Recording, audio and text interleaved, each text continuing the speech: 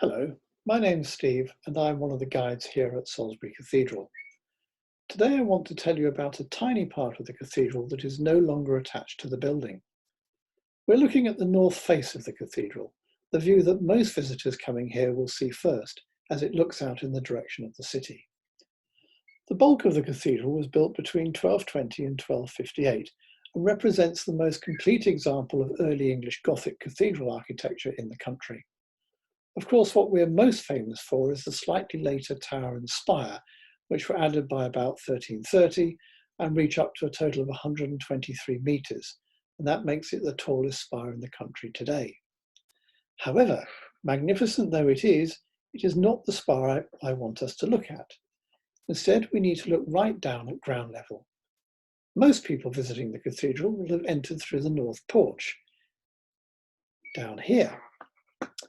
Known as Porta Speciosa, or Beautiful Gate, the porch was the main entrance into the nave of the cathedral. Here the poor may well have gathered to seek alms both from the church and from the faithful passing to and fro.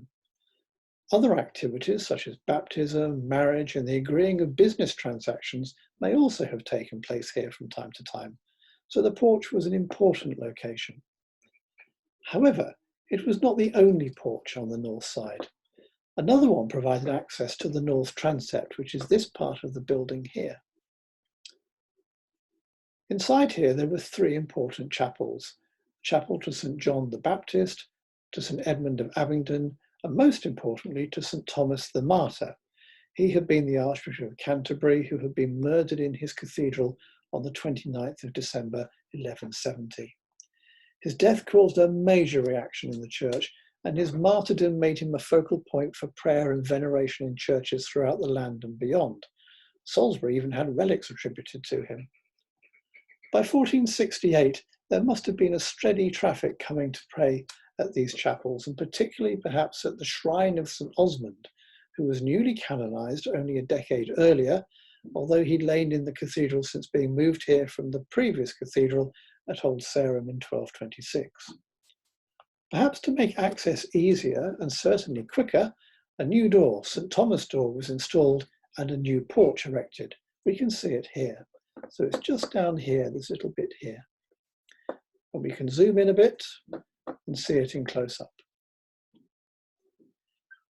And there it stayed until about 1790, when it was removed as part of a major reordering of the cathedral by James Wyatt, because it offended the exterior of the otherwise entirely early English Gothic cathedral.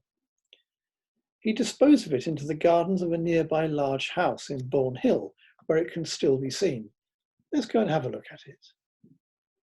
Standing somewhat forlorn and lonely right up at the top of the gardens, we see this square porch. Somewhat surprisingly, the porch has an arch in each side.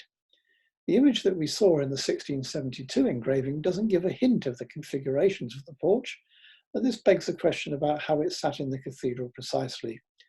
This is a conundrum that will definitely require much more research. Internally, we see a Leon vaulted ceiling. This would make it the second vault of that type in the cathedral.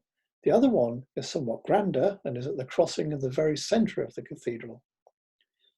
Now, this vaulting is the only non-13th century vault in the whole of the building. Back in the porch, we see flower motifs and vines and leaf mouldings that make up the rest of the internal decoration.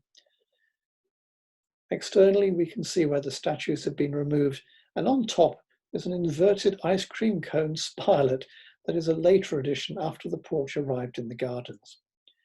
Meanwhile, the gap back in the cathedral that was left by the now removed door and porch has been filled by the grand tomb with the effigy of Bishop Blythe, who died in 1499 and was moved from further east in the cathedral, and he lies there still. So there we must leave it, a small piece of the cathedral forever detached. Thank you.